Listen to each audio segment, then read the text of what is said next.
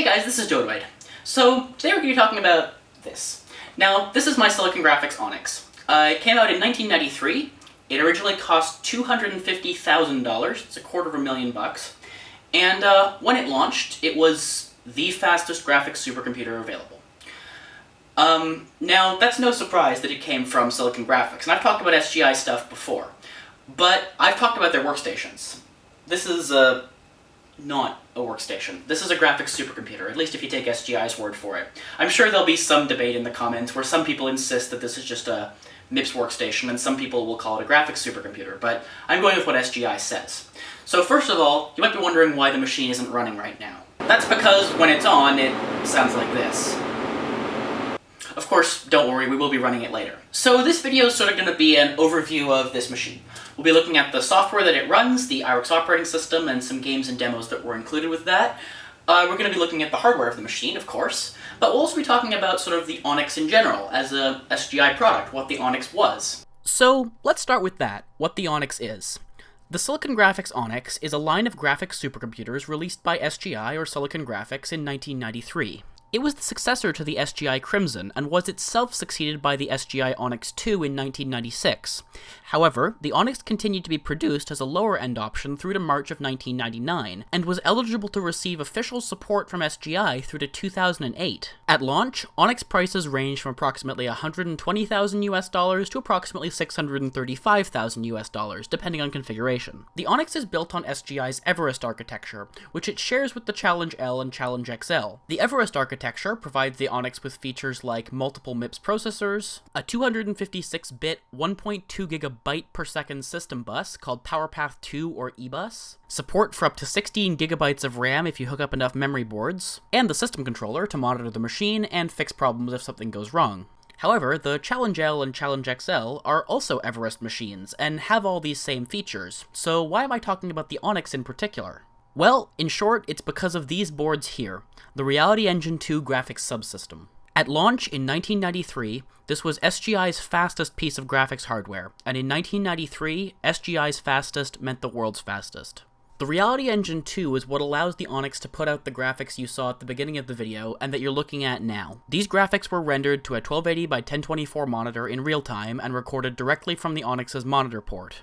Just for fun, let's compare this to the 3D polygon graphics you might get from a home video game system, in this case the Super Nintendo, in 1993.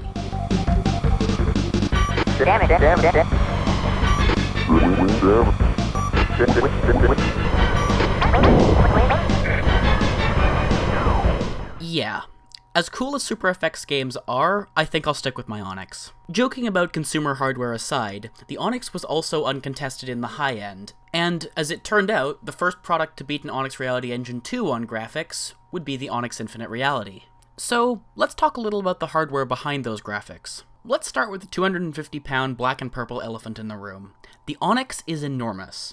Now, those familiar with SGI will probably be used to the fact that SGI's highest-end systems are always relatively large. They'll also probably know that mine isn't even the largest version of the Onyx. However, don't think for a second that just because this isn't the largest machine SGI made, that this is in any way a small piece of equipment. For example, this is the Onyx compared to another 1993 SGI, the Indy. This is the Onyx compared to a MacBook. This is the Onyx compared to an actually really big modern desktop PC case, and it's still no comparison. It's actually so big, you don't need a desk to set it up at. You just use the Onyx. Since it's definitely too big to pick up, it needs to have wheels on the bottom just to allow you to move it around like you saw at the beginning of the video. And while you might laugh at the idea of a computer having wheels, they actually work pretty well. So let's have a look around the machine. On the front, there's a Silicon Graphics logo, the word Onyx, and some cooling vents. There's not much on the sides of the machine either, mainly just some cooling vents along the top, but there is one interesting thing here to talk about. There's also this long black plastic panel at the bottom. It pops off pretty easily, in fact, maybe a little too easily. This part is called the side skirt, and while my machine has both of them, a lot of Onyxes are missing at least one. I guess they fall off so easily that at some point they just get bumped and come off and nobody bothers to reattach them. Moving around to the back, this is where you might expect to find the machine's ports, but nope, just some cooling vents and an information plate. In fact, the only connector on the back of the system is a standard but somewhat unusual IEC C19 power connector. Above it is a large and quite heavy to press power switch. The only other major feature on the back of the machine is this large metal handle. While the Onyx certainly isn't a portable machine, it does help with moving it around. So, as you've seen, there's not much on the outside of the Onyx. Accessing most of the machine first requires you to open this purple door. The first thing you'll notice under this door are the machine's hard drives. The Onyx has space for up to 7, but I only have 4 sleds and only 2 of them have drives in them, so those are the ones I'll remove. These 2 drives are 4GB IBM UltraStar DHCS04X HVD SCSI hard drives. It's very likely these were the original drives included with my Onyx, as their date of manufacture lines up with the serial number of the machine, and both drives are OEM'd with an SGI part number. The other thing behind the purple door is the system controller panel. While the actual system controller board is located elsewhere in the system, this is the panel that controls it. In most cases, this panel is used to turn the system on and off and to monitor the boot sequence, but the display also provides error information if the system has a problem, and a few other diagnostic functions. When the system is running, it also acts as a CPU usage meter. There's also 2 indicator lights above the display, a green power light and a yellow light that indicates an error. You can also see these lights with the purple door closed, but it's a little bit weird because the power light isn't really on center, but the error light isn't really either. They're positioned an equal distance away from the center, which, weirdly enough, means that the top of the purple door is only symmetrical when the computer is broken. There is more to the front of the machine, though. Release the 2 catches and open up the entire front panel to the machine, and you'll see that the purple door is actually a door on a door. Behind this bigger door is where most of the stuff on the front of the Onyx really is. Down at the bottom are the machine's bulkheads. There's nothing really on the bulkheads, they're more like breakout panels for boards inside the machine. We'll start with the one at the top, which is for the RealityEngine² graphics subsystem. Starting from the left, we have swap ready and frame grab, which I don't know much about, composite and S-video outputs, a DB13W3 monitor port, separate alpha and sync connectors, and genlocks. The lower bulkhead is for the IO4 board, and contains most of the usual system I/O. Starting from the left, we have a parallel port, RJ45 and AUI Ethernet, 2 RS-232 ports for peripherals, as well as 1 for the system console, 2 interrupt inputs, 4 interrupt outputs, an RS-422 port, power for the serial peripherals, and the dreaded SGI keyboard port. Let's talk a little more about that. Take a look at this keyboard port. What do you think plugs in here?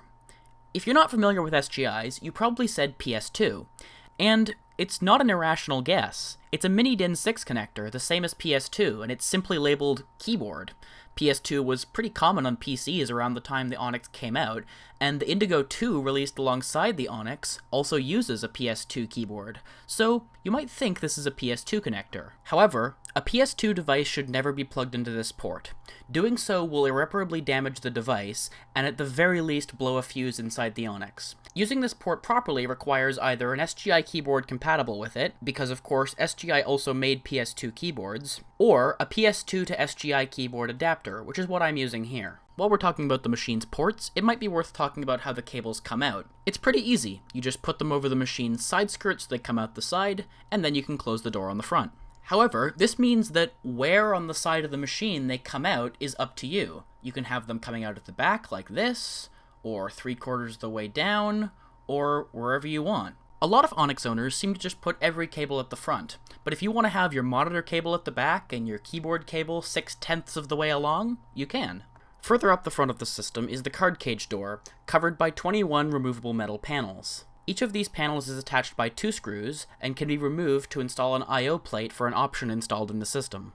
The card cage door is normally held shut by these 3 screws, but my machine is missing them and the door holds shut fine without them, so I've never bothered to add some. With the screws out, the card cage door can be opened downwards. The bulkheads and I/O plates connect to the boards inside the machine via these ribbon cables. The cables are in the way of the card cage and usually have to be disconnected before working on the machine, so I'll get them out of the way here. So let's have a look at the boards inside the system.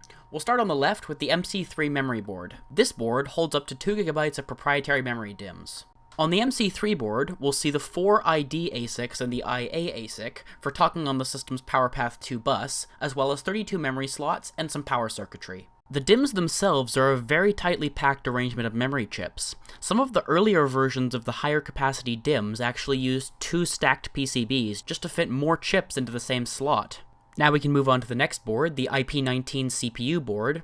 The lower release on mine is broken, so you have to wiggle it out a little bit, but it will come out. The IP19 is the R4000 based variant of the Onyx CPU board. This is the fastest IP19 board, a quad 250 MHz. The other Onyx CPU boards were the R8000 based IP21, available with 1 or 2 CPUs, and the R10000 based IP25, available with 1, 2, or 4. The IP19 board has the usual arrangement of PowerPath 2 chips, with the 4ID ASICs and the IA ASIC in the middle. By the way, if you haven't guessed, the D stands for data and the A stands for address. Around the outside of the board, there are 4 MIPS R4400 processors running at 250 MHz, 4 sets of proprietary cache DIMMs, and 4 ASICs to support them. Like on the MC3, the far end of the board contains power circuitry. The next board in the system is the IO4 IO board, but there's actually a couple of boards attached to it right now, so let's get them off. If you look closely at the back of the IO4, you'll see that there's actually 2 rows of connectors, a lower one for PowerPath 2 and a higher one for VME. The VME connectors are on a separate board on top of the IO4. That long skinny board on top is called the VCAM. It can be removed with 4 screws, of which my system has 3. Taking a look at the bottom of the VCAM, there's 2 connectors for the IO4, some SGI factory bodges, and some bodges of my own. On top of the board, there's the VMEC ASIC to control the VME bus, and the rest is mainly power circuitry to create the negative voltage rails used by VME but not by the rest of the Onyx. The other board attached to the IO4 is an extra SCSI controller connected to one of the IO4's HIO expansion ports. HIO is a proprietary expansion standard that connects peripherals directly to the IO4's internal bus, the iBus. Looking at the IO4, we have the 4ID ASICs and the IA ASIC, the Everest Peripheral Controller, or EPC ASIC, the S1 SCSI ASIC, and 2 F-controller ASICs, also known as F-chips. Each of these F-chips runs an FCI or flat cable interface. Both of these FCIs run through the VCAM. One of them is used by the VMEC, while the other is passed through to the backplane for use by the graphics. These 2 remaining connectors are for HIO expansion boards. The next board in the machine is just a plastic cooling baffle, but it's still relatively important. This board fills the VME slots when no VME boards are installed, and if you're not going to be using VME boards, it needs to be there, otherwise the machine will overheat. Moving along to the next board, this is the GE10 Geometry Engine board, the first part of the graphics system. Like the others, it just slides out. On the Geometry Engine board, we have 2 chips that I'm going to admit I don't know much about, as well as the 12 individual geometry engines. Each geometry engine consists of a support ASIC, 2 MB of RAM, and an Intel i860 XP processor running at 50 MHz. The remaining boards in the system are behind this graphics front plane board. I didn't manage to film removing this because some of the connectors on mine are damaged, but basically it amounts to a lot of pulling. The next board along is the DG2 display generator. This is the end of the Onyx's graphics pipeline, and I'm gonna admit I don't know what most of the chips on here do, but if you want to learn more about this board or the RealityEngine² in general, check out the paper I've linked in the description about it. It's a good read. You'll also notice that the front plane is still attached to the front of mine. It's supposed to be able to come off, but like I said, these 2 connectors are a little broken on mine. The remaining boards are the RM4 or Raster Manager boards. This one's a little bit bent, so I'll take out the other just to leave it be. They're the same, so you're not missing out on anything. On the Raster Manager board, you'll find 5 individual fragment generators, each consisting of 4 ASICs. Each one of these fragment generators runs 16 image engines, and there are 80 image engines on the board total, divided into 20 IMP7 chips. There's also the front plane connector at the front. With just about all the boards out, there's only one more thing to wonder about, and it's, what is this piece of pink construction paper doing inside my computer? I don't really know, but I'm pretty sure it's meant to be there, because while it's just a cheap piece of paper, it is held in by rivets. The other thing worth looking at here is the fan. Look at my hand for scale on top of this fan. There's a reason the Onyx is a loud machine. So that's the boards in the front, but pop the black plastic cover off the back of the Onyx, and you'll see there's another door to be opened. There's a couple of screws around its edge, and once you get it off, you'll see the back of the backplane, which I guess technically makes the Onyx a mid-plane system, but the boards on the back are so much smaller, it's pretty well a backplane. Under this cover, we'll see the system's 2 505 power boards, which create 5V power for the RealityEngine², the 512T board, which provides 12V power for the IO4 and VME, and the system controller. Lower down, we'll see some scary 120V wiring, and a JTAG connector. There's also a small 8-pin header labeled eBus drive. On the other side of the machine, there are 2 connectors, helpfully labeled as SCSI power and fans. as well as a small ribbon cable labeled External Control Serial. I think this is what goes to the control panel in the front. Let's take a look at the system controller. It's mainly power circuitry, but there's also a Dallas chip that I've replaced, an EEPROM, and a little Motorola chip. It turns out this is a Motorola 68HC11 chip, an 8-bit microcontroller based on the Motorola 6800. I'm not sure, but I think that makes this the only CISC processor in the entire computer. So, now that we've talked a little bit about the machine and had a look at the hardware, let's try out some software. So, as is usual for SGI MIPS machines, the Onyx runs IRIX, SGI's own System 5 Release 4 based Unix operating system. IRIX should be relatively familiar to anyone used to Unix or Unix-like operating systems, and I may opt to do a more in-depth video about it in the future. However, since this video is about the Onyx in particular, we're mainly going to be looking at some IRIX software that shows off the Onyx's capabilities well. So basically that means the built-in games and demos. Let's start with this one, Distort. The idea behind Distort is pretty simple. Using the mouse, you can stretch or create ripples on an image, which is done using the Onyx's texturing capabilities. This is an interesting example of 3D graphics capabilities being applied to a 2D image. Another interesting demo is Cyber Astronomy.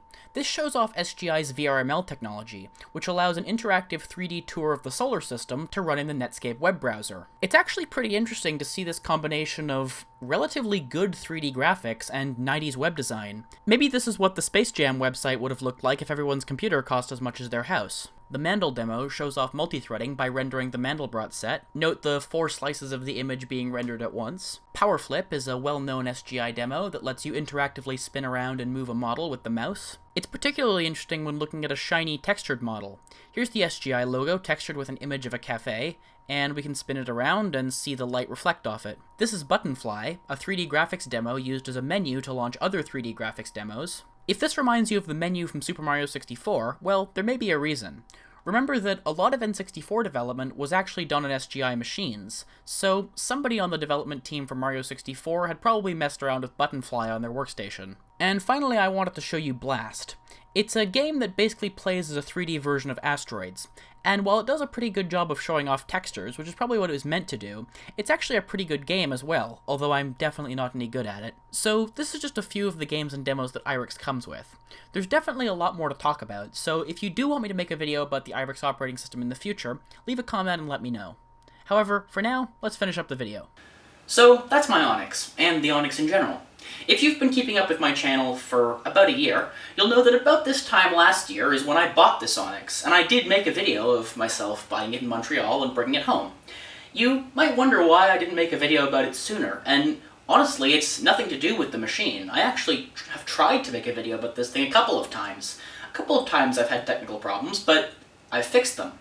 The reason I haven't been able to film this is just because it's huge. See, I'm actually not in my normal filming location right now. Normally I film in my bedroom. I sort of clear off a table or film in front of my monitors. It works fine. But I tried to do that in there, and I worked out that there really was no way. I had a hack that involved filming it on part of a white background and then, like, drawing the rest in post-production and animating it to keep up with my arm moving through it or whatever, and it just wasn't going to work.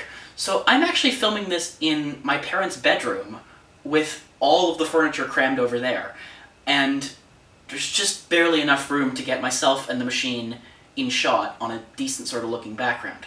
So that's why this video hasn't come out sooner. I also wanted to mention, because I know that quite a few SGI hobbyists do watch my channel, if you've checked NakoChan recently, you'll know that it's offline. If you're looking for another place to talk about SGI stuff online, and you haven't found your way over there yet, you might want to try iris.cc. It's run by Ryan Fox, who was on NakoChan, and it's sort of similar in a lot of ways. There's a forum, but we also have a Discord server with an IRC bridge. If you want to join that, you can talk over IRC from your SGI machine if you want.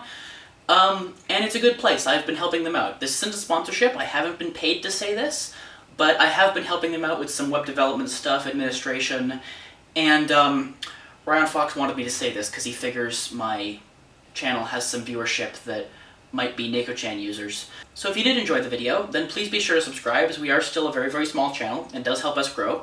And until next time, bye.